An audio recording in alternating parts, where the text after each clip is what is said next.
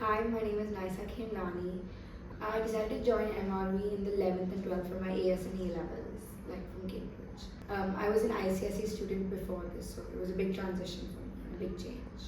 I chose AS and A levels because my initial plan was to go abroad, and doing an international course, especially by Cambridge, would have helped me go abroad a lot easier because my marks would go directly and my scores would go directly.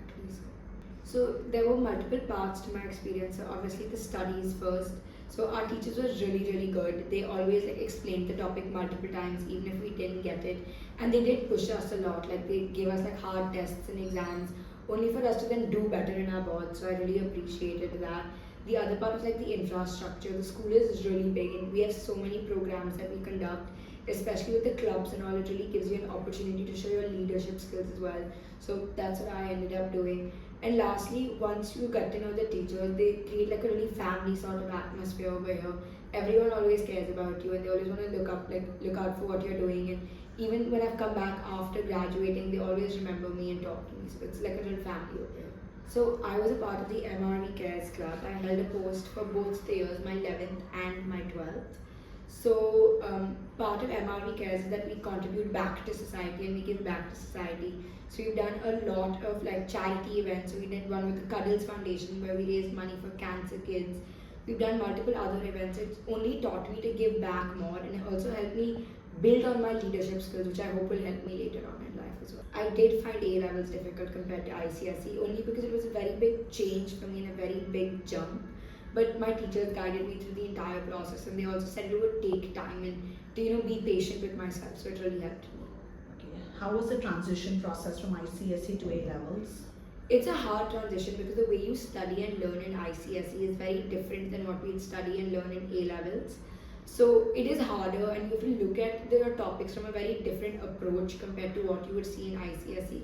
But I feel like it's worth it and the troubles with the 2 years and the struggle is definitely worth it because it will be easier in university when you go. I personally took 6 months, but also because we were the COVID batch and a lot of our learning was done online. I'm sure if you can learn it physically, it makes a world of a difference. And we all saw the world of a difference as soon as we could come into school because the bonds that you create are a lot more real life. So it was a lot better.